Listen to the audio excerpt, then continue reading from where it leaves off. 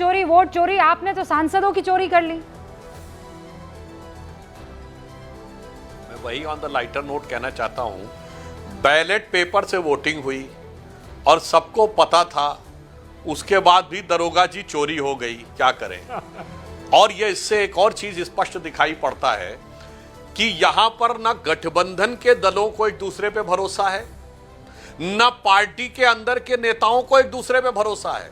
Congress party, ये eco हो रहा मेरा, ठीक करवा दीजिएगा। कांग्रेस पार्टी अपने ही नेताओं को संसदीय जो प्रतिनिधि मंडल में भेजने का विरोध कर चुकी, और तो और अब तो साबित हो गया सांसदों को एक दूसरे पे भरोसा नहीं है। तो भरोसा इस कदर दरका हुआ है कि जिनके लिए एक लाइन में मैं कहना चाहूंगा, इंडी गठबंधन की वो हालत कर दी इस चुनाव ने कि ठोकर न लगाना हम खुद हैं गिरती हुई दीवारों की तरह। तो किसी को कुछ करने की जरूरत नहीं थी। और जहां तक मैं फैक्ट की बात कहता हूं, मैं एक और लाइन कहूं कि यह सही बात है कि दलगत भावना से ऊपर उठकर शायद अंतरात्मा की आवाज जागृत हो गई, तो लोगों को समझ में आने लगा। मगर मैं एक बात और भी कहना चाहता हूं, कांग्रेस पार्टी ने इसमें एक जीत हासिल की है। क्या जीत हासिल की? पहले तो उसने इंडी गठबंधन के सारे सदस्यों को फॉल इन लाइन कर लिया, जिसको हम कहेंगे उसे आपको एक्सेप्ट करना पड़ेगा।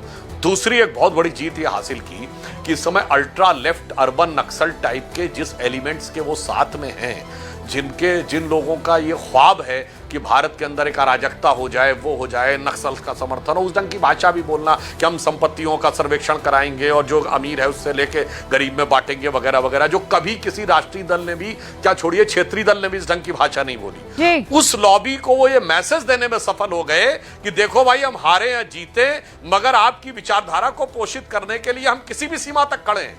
जयराम रमेश जी ने सही बोला, यह विचारधारा की लड़ाई थी। यह दिखा दिया कि यह अल्ट्रा लेफ्ट, अल्ट्रा नक्सल, अर्बन नक्सल विचारधारा के प्रति कांग्रेस की सीमा तक समर्पण करने को तैयार है कि हारते हुए भी वो इसमें अपनी जीत देखना चाहते हैं। एक पॉइंट में और कह दूं, पंकज शर्मा जी अभी क्या बोल, एक लाइन कह दूं रूबिका जी, पंकज शर्मा जी अभी बोल रहे थे कि साहब एक वकील थे वो जज बन गए और उस सरकार के खिलाफ बयान दिया। भाई साहब क्या करते हैं आप, अपने लोगों की ऐसी फजीयत कराते हैं। कांग्रेस के पश्चिम बंगाल के अध्यक्ष और उस समय नेता प्रतिपक्ष अधीर रंजन चौधरी ने कहा there is no democracy in Bengal.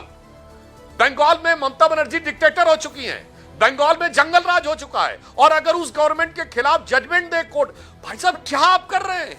बता, आपका जो, या तो वो झूठ बोल रहा है आपका जो नेता प्रतिपक्ष और प्रदेश अध्यक्ष था, और उसके बाद जजमेंट के अगेंस्ट से, मतलब अपनी पार्टी की फजीयत कराने में, अपने नेता की फजीयत कराने में कुछ भी कहीं अनाप शराब बोलना। भाई साहब आप तो राजनीतिक विश्लेषक है, प्रवक्ताओं के लिए ये सब कर छोड़ ले दीजिए उन पार्टी को। पंकज जी जल्दी से जवाब। रंजन चौधरी सही थे या आप सही है? बोलिए। ओके 20 सेकंड में जवाब। रंजन चौधरी सही थे, आप सही जी इंतजार कर रहे हैं।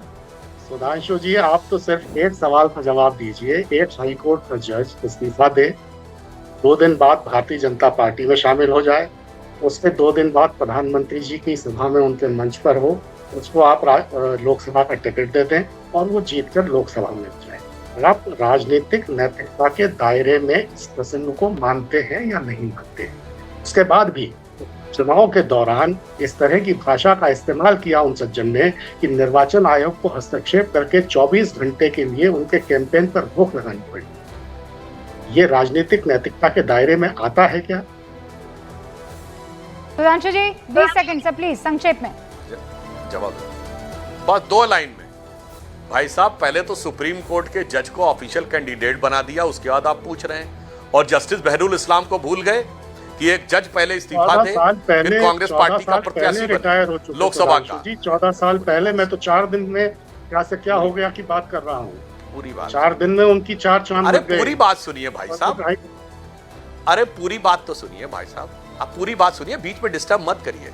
जस्टिस बहरुल इस्लाम असम हाई कोर्ट के जज पहले इस्तीफा देते हैं, फिर कांग्रेस के टिकट पे चुनाव लड़ते हैं, फिर लोकसभा चुनाव कैंसिल हो जाता है, फिर राज्यसभा के टिकट पर लड़ते हैं, फिर इस्तीफा देते हैं। कांग्रेस का प्रत्याशी रहने के बाद व्यक्ति सुप्रीम कोर्ट का जज बनता है, वो भी एक गैप के बाद। भारत के इतिहास में कभी नहीं हुआ कि उसका कार्यकाल समाप्त हो गया और 1 साल के गैप के बाद सुप्रीम कोर्ट बन गया। मेरे भाई ये क्या होता है? अच्छा, जस्टिस रंगनाथ मिश्रा कौन थे जो जगन्नाथ मिश्रा के खिलाफ जजमेंट दिए थे? और ये जस्टिस सच्चर कौन थे?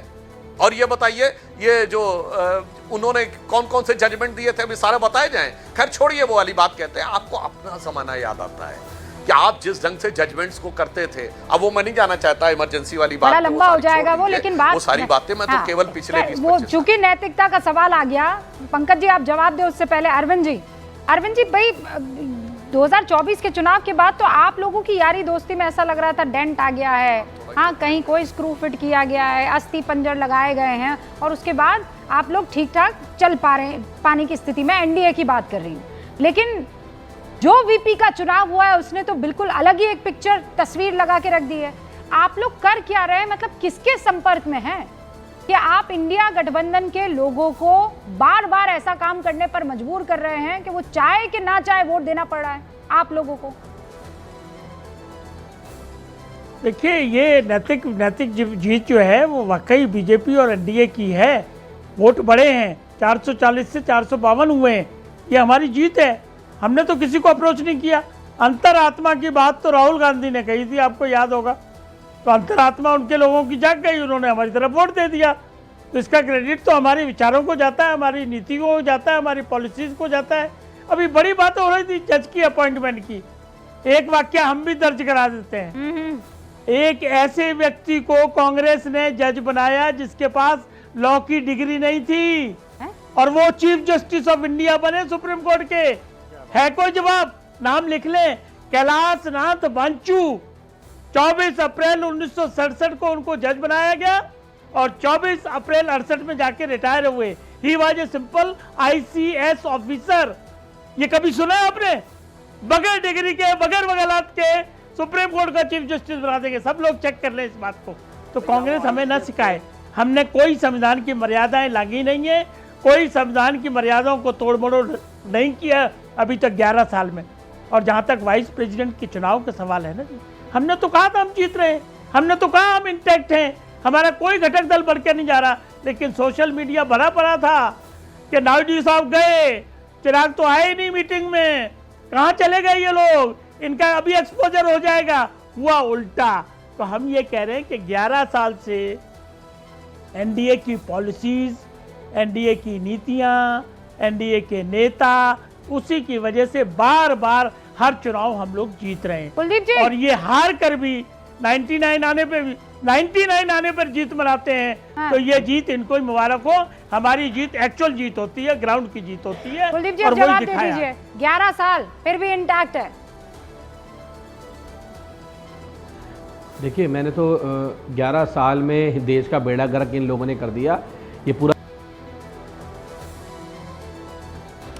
ऐसा बोल रहे हैं इकोनॉमिक आप की बात हो, चाहे देश की सेल्को रिको की बात, हाँ बिल्कुल, जो वादे करके लोग आए थे, कोई वादा पूरा किया तो बताइए। अब यहाँ पे कोई हेडलाइन चलाने कुछ हो जाए तो बात अलग है, यहाँ कोई प्लांटेड चलाने से कुछ हो जाए तो बात अलग है। लेकिन जो इन्होंने देश का बेड़ा गर्क किया वो सब जानते हैं।